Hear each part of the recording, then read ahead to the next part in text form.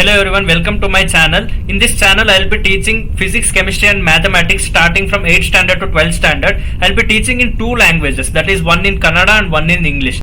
I'll be uploading videos of 8th to 12th physics, chemistry and mathematics both in Kannada and English. So according to your convenience, you can go to the playlist of my YouTube channel and from there you can pick up which language you want to see my videos in. So you can go to my Kannada playlist and you can watch the explanation for the same subjects, same chapters in Kannada, and you can watch the same explanation for subjects and chapters in English as well. So now I was teaching coal and petroleum in my previous video. So let us concentrate on the exercise questions which is present in this coal and petroleum chapter. So coming to the first question in this exercise, they have asked the advantages of CNG and LPG. So CNG is actually compressed natural gas and LPG is actually liquid petroleum gas. So coming to the advantages of this CNG and LPG, this CNG can be used in vehicles and this LPG can also be used as used in vehicular applications. Like you can use this natural gas, compressed natural gas and LPG both in vehicles for the transportation of vehicles. So this LPG you can also use for cooking purposes. You can also use this LPG for water heating purposes. So CNG is also you can use in vehicular application, and also this compressed natural gas you can use in production of electricity as well. So there are lot of advantages of using CNG and LPG. So like this compressed natural gas and LPG can be used in vehicular application. It can also be used in electricity production, like CNG can be used in electricity production, and also LPG can be used in cooking purposes, and also this LPG can be used in water heating purpose as well. So in our India, we can see that in most of the houses we are using LPG as our common energy resource for our cooking and water heating purposes. So like this you can actually list out the advantages present by using LPG, and you can also concentrate on the disadvantage part also. Anyway, in this question disadvantage is not asked, but still you can go on listing disadvantages as well and advantages as well. So I have given some 2-3 points related to the advantages part of CNG and LPG. You can concentrate on more points as well, and you can also see through what are all the disadvantages present by using CNG and LPG as well. So this is the answer for your first question. Coming to the second question, they have asked which form of petroleum product is actually used for surfacing of roads. I actually know in our India we are using coal tar as the precursor for constructing so many national highways and also state highways. So here the answer for the second question is coal tar. We are actually using coal tar to surface the road, and these kind of roads are also known as tar roads. So coal tar is the answer for your second question. Coming to the third question, they have asked like how coal is formed through dead vegetation. So if you refer my previous video, I have explained how coal is formed. When the dead vegetation which was present on the earth's surface due to various other natural calamities got buried inside the earth's crust. So this dead vegetation which got buried inside the earth's crust due to various other soil layers formed above the earth's crust, it went on deeper and deeper inside the earth's surface. When it went on deeper and deeper into the earth's surface, the dead vegetation, so due to high pressure and temperature present inside the earth's surface, these dead vegetation actually got compressed inside the earth's crust. So because of that compression of this kind of dead vegetation, which was actually containing larger amount of carbon, formed into a coal. This formation of coal due to high compression inside the earth, due to high pressure and temperature present inside the earth, the coal was formed. The process of conversion of this dead vegetation, the carbon content present in the dead vegetation into coal, is known as carbonization. So that is the second part of this third question. So in first part they have asked how coal is actually formed, and in second part they have asked what is the process called as. So process is called as carbonization, where the dead vegetation which was present inside the earth's surface actually converted into a carbon rich resource, that is coal. So that process is known as carbonization. So coming to the fourth question, they have asked fill in the blanks in this fourth question. In that first question is A. So in that they have asked fossil fuels are dash dash and dash. So you know fossil fuels, like whatever fossils which has been formed inside the earth's crust, the dead vegetation which got buried inside the earth's crust is actually known as fossils. That fossils will actually get compressed inside the earth's surface and fuel is formed out of it. So such kind of fuel is known as fossil fuels. What and all fuels are obtained because of this fossils is that coal, petroleum products and also natural gas. So the answer for this fourth question is coal, petroleum and natural gas. So I'll write the answer over here. Because this coal, petroleum and natural gas are all known as fossil fuels, because these all form of natural resource is actually formed due to the fossils present in the earth's crust. So coming to the next question, in fourth question, they have asked separation of various constituents from petroleum is known as what? Actually, in my previous video I have explained that different constituents which is present in the petroleum is petrol, diesel and various other oil products. So the process of getting these kind of petrol, diesel and various other oil products, the process is known as refining of petroleum. Actually, we refine the petroleum products to get the different constituents which is present in that petroleum. So the answer for this question is refining of petroleum. So I'll write the answer here. So when you refine the petroleum, you will get different constituents present in that petroleum like petrol, diesel and various other oil products. So answer is refining. So coming to the next question, in the same fourth question, what is the least polluting fuel among the fossil fuels? So you can say CNG as the least polluting natural gas among the fossil fuels, because when you burn the compressed natural gas, it releases less amount of carbon dioxide into the atmosphere compared to petrol and diesel burning. So that's why CNG is the answer for this C question. So if you concentrate on first question in this exercise, in the advantages part I have written vehicles. In vehicles you can use CNG, you can also generate electricity from CNG. There is one more advantage, that is it is less harmful compared to petrol and diesel, because when you burn petrol and diesel, lot of carbon dioxide and carbon monoxide is released into atmosphere, leading to global warming. Here CNG releases very little amount of carbon dioxide, hence causing less harm for our mother earth. So the fifth question in this chapter is true or false. Here they have given 5 different statements and you have to state whether the statement given is true or false. So if you concentrate on the first question of this question, so they have actually asked that fossil fuels can be manufactured inside the laboratory.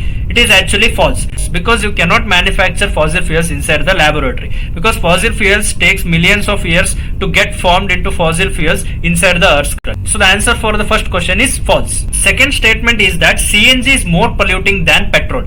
That is also false, because petrol actually releases more carbon dioxide and carbon monoxide into the atmosphere, but CNG releases less carbon dioxide compared to petrol. So CNG is more safer than petrol, that is petrol is more harmful than CNG for our environment. But they have asked petrol is less harmful than CNG, but that is not the case. So that's why false is the answer for second question. Coming to the third question, they have given the statement that coke is the almost pure form of carbon. So that is actually true, because as I mentioned in my previous video, coke is actually almost nearing to 100% pure carbon, because after refining the coal which is obtained from the earth's crust is actually refined into a very 100% pure carbon which is known as coke. So that's why coke is known as almost pure carbon source.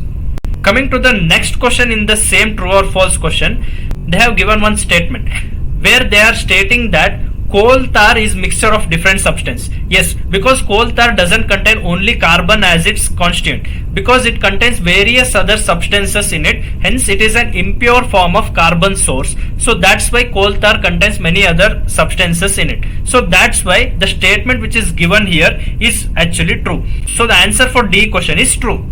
And coming to the E question, they have given the statement that kerosene is not a fossil fuel, but kerosene is also one of the derivative of petroleum product, and this petroleum product is actually known as fossil fuel. So kerosene is also indirectly a fossil fuel. So here they have given kerosene is not a fossil fuel, hence the answer for this question will be false. In sixth question, they have asked why fossil fuels are known as exhaustible natural resources, because fossil fuels which is actually obtained from the earth's crust will get depleted after some time. Fossil fuels which has got extracted from the earth's crust will actually get depleted after some time. Dead vegetation which was actually responsible for these fossil fuels present in the earth's crust will get depleted over a period of time when we go on extracting fossil fuels again and again.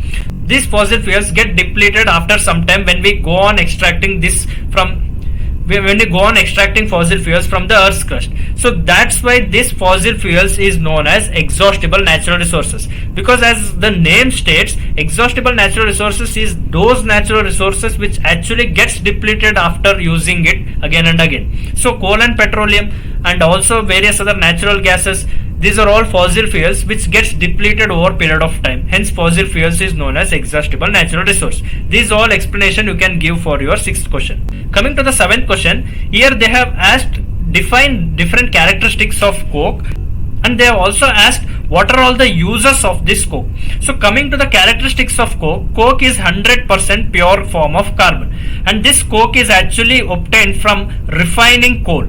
So when coal is refined, 100% pure form of carbon is obtained. Such kind of 100% carbon substance is known as coke. So the characteristic of this coke, because of the carbon content present in it, so because it is a purest form of carbon, it will be black in color. So that is one of the characteristic of coke, and it has lot of pores in it. So porosity is another characteristic of this coke, and also it will be very tough to handle because there is 100% carbon present, like almost 100% carbon present inside the coke. Hence it will be tough, porous and black in color. So these are all the characteristics of coke. Similarly, uses of coke is that using coke you can actually generate electricity. You can also generate heat using this coal. You can use this coal for cooking purposes. You can use this coal in running trains, because in olden days people were using this coal as a natural resource for their generation of heat energy. So these are all the uses of coke.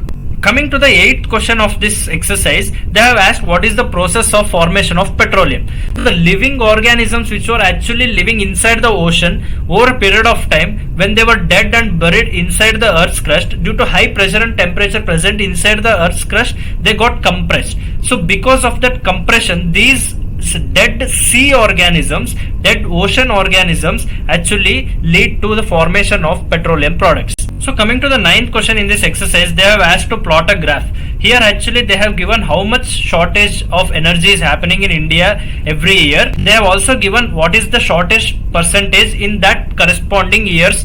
So here in x-axis I have actually taken year, on y-axis I have taken shortage percentage of energy. So in the year 91, that is 1991, actually the shortage percentage was 7.9%. So here you can see I have started from 7 and ended till 11 on y-axis. So this is actually percentages. So in 1991, the shortage percentage was 7.9%. So here you can have 10 divisions in between 7 to 8. So 1, 2, 3, 4, 5, 6. So you can go up to 10 divisions. So 10th division will be your 8. So just before one division, that is here, it will be 7.9%. So you should draw a perpendicular line on this y-axis from this 7.9 and draw another perpendicular line from 1991, and the intersecting point of these two perpendicular lines will be your first point, that is during 1991 7.9% of energy shortage was there. So in 1992 the energy shortage was 7.8%, that is little bit less than 1991, so maybe somewhere around here. So draw a perpendicular line from 7.8 and draw a perpendicular line from 92. So here there will be another point. So this is your second point at 92. And in 1993, 8.3 was the shortage percentage. So if this is 8, then this will be 8.1, 8.2 and 8.3. So from 8.3 you draw a straight perpendicular line on y-axis and draw one perpendicular line from x-axis from 1993. So the intersecting point of these two perpendicular lines will be your third point at 93. Similarly at 94, the shortage percentage was 7.4. So 7.4 will be somewhere around here. So draw a perpendicular line from 7.4 and draw a perpendicular line from 94. So the intersecting point will be your fourth point. Similarly in 1995 it was 7.1. So it will be somewhere around here. And in 1996 it was 9.2. So 9.2 will be here. So from here you can draw a perpendicular line and you can draw another perpendicular line from 96, that is from x-axis, and these two intersecting point will be your sixth point. So at 1997 the percentage actually got increased. Shortage percentage is increasing. That means 11.5. So here the point between 11 and 12 will be your 11.5 point. So from here you can draw a perpendicular line, and also from 1997 you can draw one perpendicular line from x-axis. So the intersecting point over here will be your 7 point. Join from first point to second point. Then you can join a line graph from second to third, and then from third to fourth, fourth to fifth, fifth to sixth, and sixth to seventh. So now you can see the graph where from 1991 to 1995 there was almost very little shortage percentage. So you can see the minimum is 7.1 and maximum is 8.3. So the shortage percentage in between 1991 and 1996 is just almost 1.5%. That's it.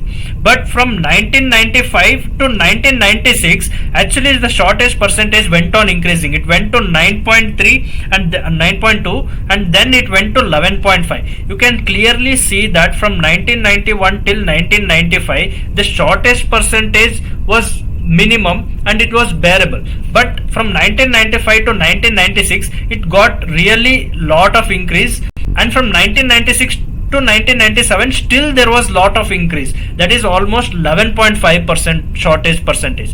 That shows every year when the population go on increasing, energy demand increases. When energy demand increases, the available energy resources goes on decrease. So that's why shortage percentage comes into picture. That means that much amount of energy shortage is happening in our country. So from 1991 till 1997 so much shortage percentage has happened.